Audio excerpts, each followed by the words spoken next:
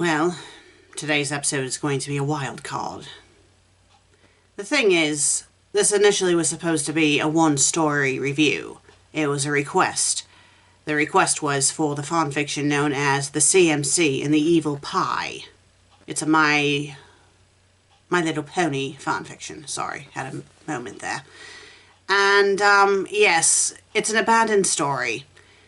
And the story is a little over 3,000 words, but, well, let's just say there was no way I can make this be a standalone episode with just the story alone. So that's why it's a double feature. So after I do the summarization of the initial requested story, I will be taking a look at another one of this author's stories. So let's not waste any time and let's do the summarized review of The CMC and the Evil Pie. Like I had said, it's an abandoned story. Only 2 chapters, a little over 3,000 words, so I don't have to read it out loud because it's over the limit. Thank God for that. So here's the summary. Scootaloo eats an evil pie and becomes evil. She has Diamond Tiara and Silver Spoon join her as her minions. The other CMCs and Twilight Sparkle try to come up with a way to stop her. That's pretty much it. That's pretty much what the story is. It's not much is going on. Really, not much is going on. So the layout of the story is rather mediocre. I mean, it's readable. I will say that it's definitely readable, but it's very mediocre. And it gets worse as the story progresses, along with the grammar. It was weird. Like, I don't know if they were just rushing the second chapter, because it's more prominent in the second chapter. But I digress. And my final thoughts on this story, and yes, this right here is why I couldn't have this be a standalone review, because this is how quick I'm summarizing it up.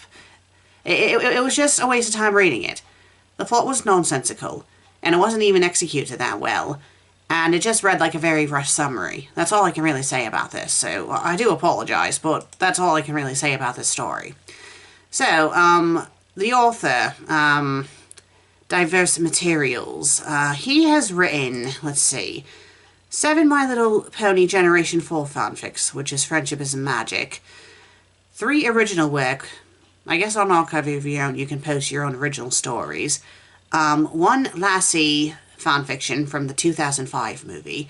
Life is Strange, 1 story from that video game series.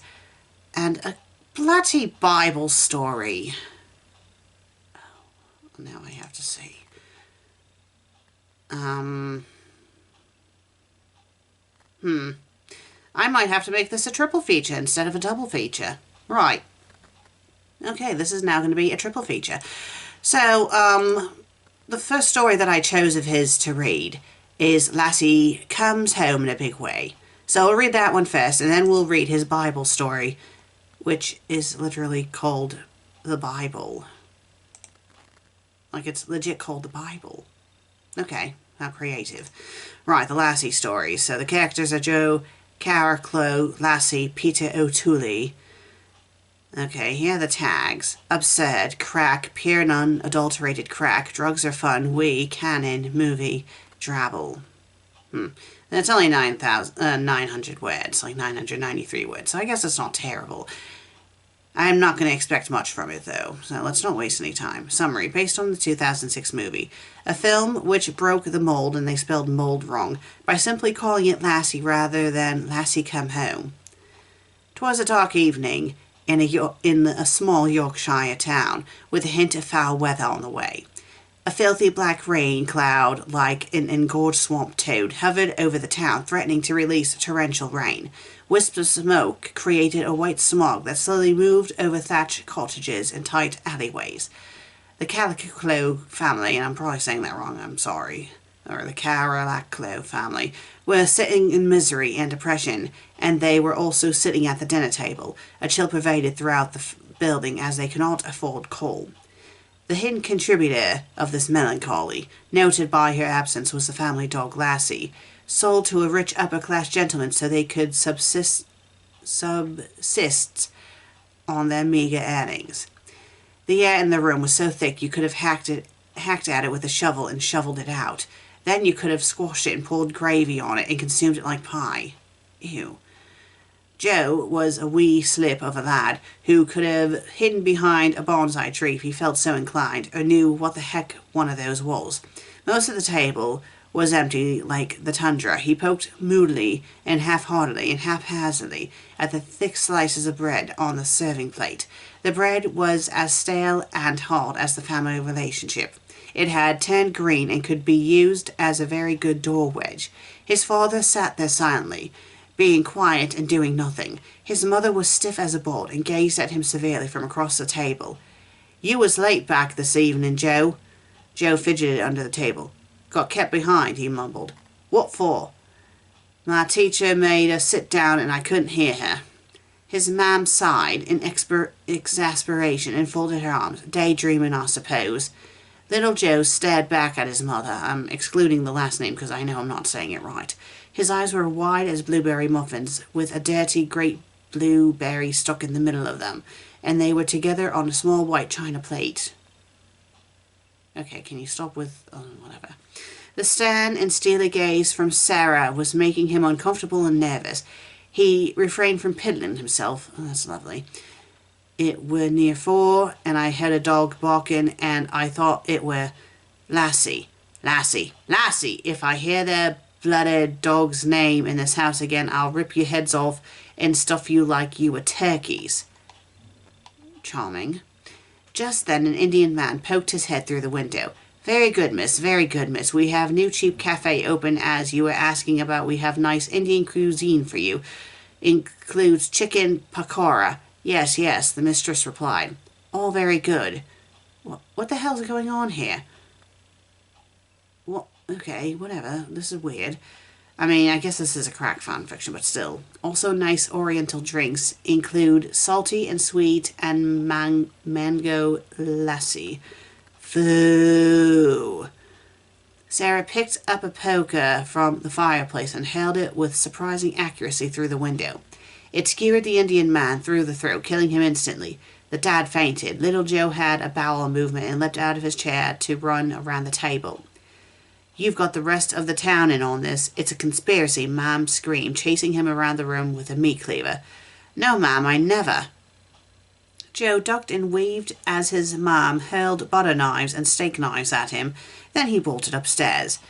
He then went into his room and bolted the door. After a futile attempt to hack the door down, which left a splintered hole in the middle, Mom peered through and yelled, "If you want that friggin' lassie dog so much, then I'll give you some friggin' lassies." She then bent over and faced the door, and then she started farting lassies out of her arse. What the bloody hell? They ripped holes in the fabric of her petticoat and ripped holes in the fabric of space-time. The mingling mud dragged out of her derriere in a kaleidoscopic flow. Barking and scratching, the canine river flowed into the hallway. What? They ripped apart the furniture and slashed the paintings. They tore the place up and tore the place down, quickly reducing the bedroom door to splinters. The title dog wave crashed into Little Joe's room. They nipped and scratched at his ankles and fingers, giving him a severe case of collie wobbles. He leapt up and started swinging on the cheap light bulb. It could not carry him for long and started to detach from the ceiling. Fortunately for him, the dogs chewed a hole in the wall. He dropped down and then rode the brown fairy river out into the street. He rolled off near a food stand where some Chinese men were selling plum duck and fried scorpions. He picked himself up and dusted himself off. His mom came screaming and rushing down wielding dual meat clavers. Just as was about to be a chase, a rich toff rolled up in a Rolls Royce. It was the old geezer they had sold Lassie to in the first place. He got out and started bashing the dogs with a shotgun. "Trying to flood the market, eh?" He cackled as Wide Blast took out dozens of lassies and evaporated them. "I paid for a one-of-a-kind dog, and that I shall have." The screaming mad mother pirouetted through the dog stream like a wailing dervish. She blasted the dogs with an auto reload. The old Duke reached into a mechanic's box. He picked out a screwdriver and deftly held it so it went through her clothes and pinned her to the ground. He then threw a spanner in her works. Then he chucked a spirit level at her, which leveled her the flip out.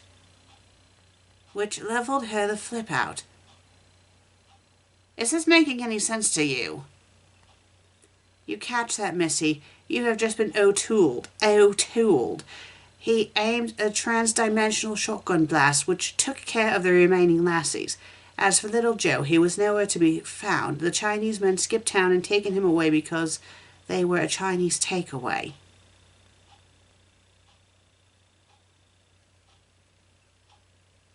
All right, then. I don't know what to say about that one. It started off comprehensible and then it just went into crazy land. But, you know, the author does mention in their tags about drugs are fun, so maybe they were high as a kite when they wrote this.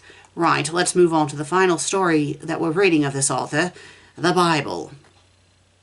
So it's rated G. I didn't say what the rating was in the last one. Oh, general as well, so, you know, nothing too bad. Characters. Applejack from My Little Pony, Pinkie Pie from My Little Pony, Twilight from My Little Pony. Just say this is a My Little Pony story. Or have it be a crossover with the Bible. So tags, crazy, random, freedom, comedy, absurd. Alright, so this one sounds like it's going to be a doozy too. At least I'm hoping that it'll let me know what's going on in it. So this was published back in 2015 in March on the 23rd. It has over 1,000 words, 4 chapters. Right, but it's a short story. It's only 1,000 words, so the chapters I imagine are going to be short. So summary, God tries to make the perfect world, but those damn ponies keep spoiling it. Chapter 1. The beginning was the Word, and the Word was God, and was with God, and still is. The Lord God moved upon the face of chaos. He separated the light from the darkness, and named the light day, and the darkness night, thus fulfilling the language requirements for his immigration visa.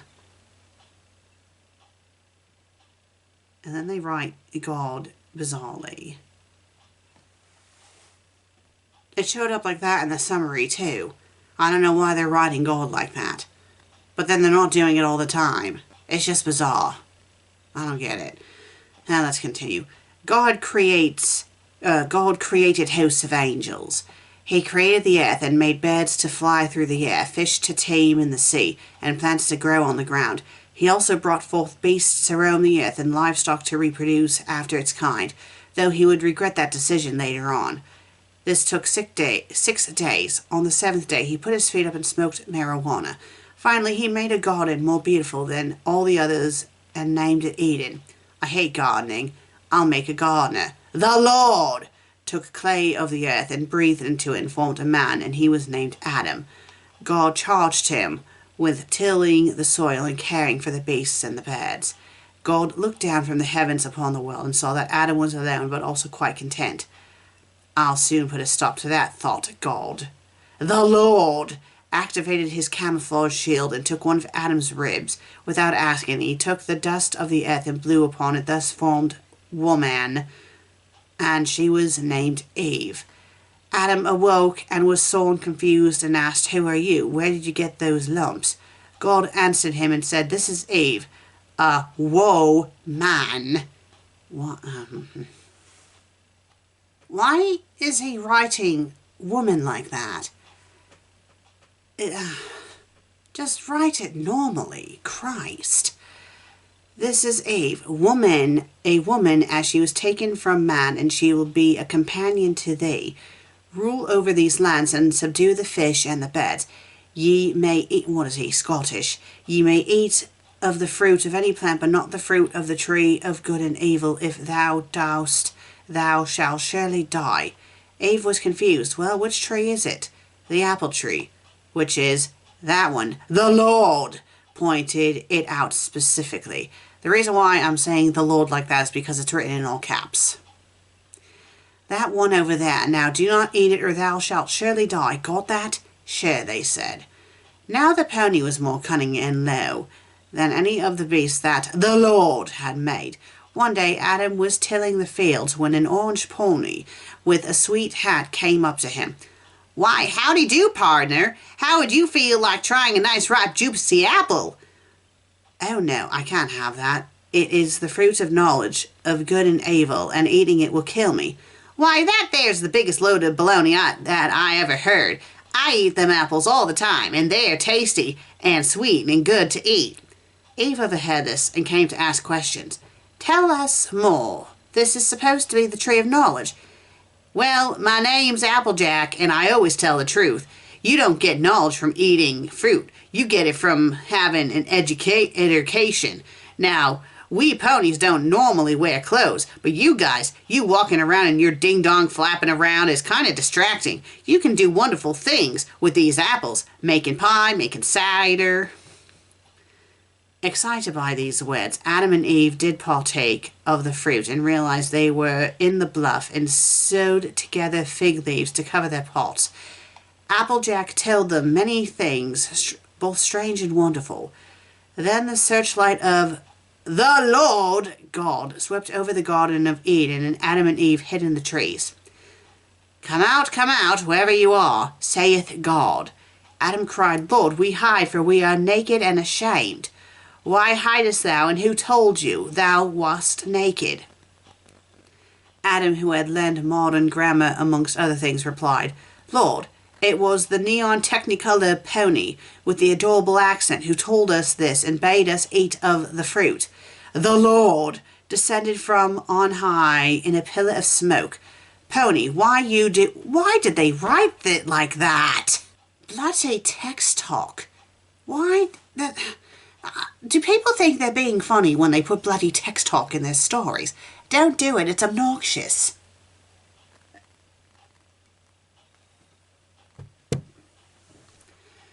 "Just tell it like it is, partner. Don't want anybody messing out on that sweet ripe fruit." "This tree is the root of all evil and will poison their minds, saith God." "I resent the implications. My apples are grown with love and care." "I made the darn apple tree. Okay, I made all the apples, saith God." "Well, I didn't see you doing it." "I am the Lord thy God. I made the birds of the air and the beasts of the field." "Well, why would you go making a tree like that? Them apples don't do him any harm." "Technically, no, the apples won't do that, but because they disobeyed a simple command, I have to mete out such punishment." Why did they spell meat like that? M-E-T-E. Must have been a typo, or was deliberate, I don't know. Applejack tilted the brim of her hat. "Fair enough," she drawled.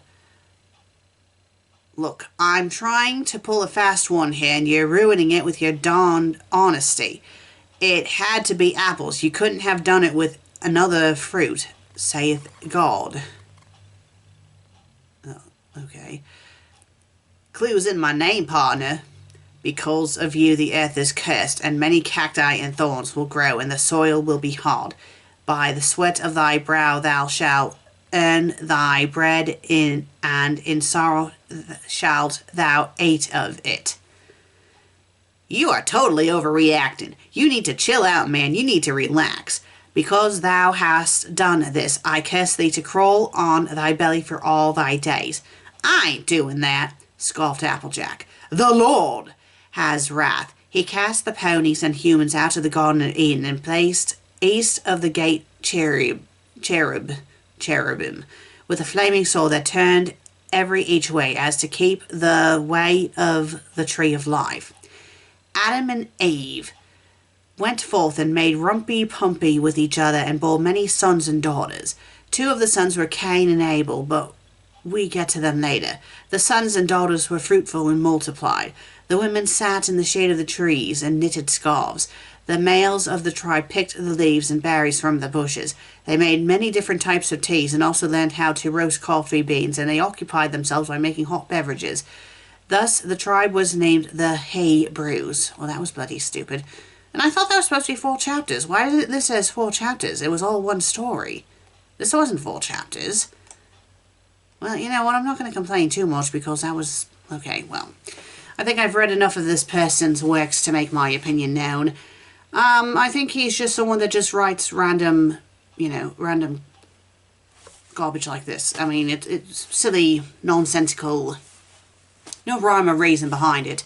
I mean, I would say that these two stories were more entertaining than the initial requested story that I'd gotten with the evil pie.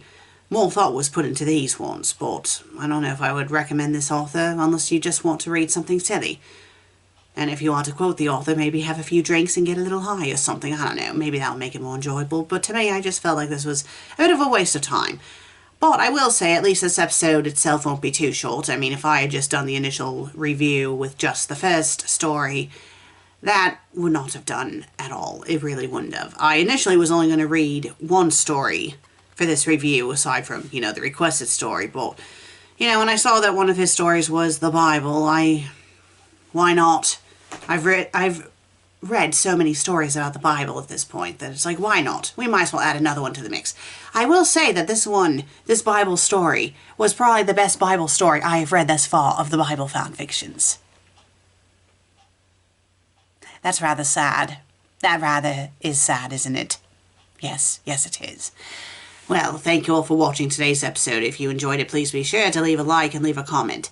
And if you haven't subscribed yet, please do. I would greatly appreciate it. I'll see you all in the next episode. Until then, cheerio.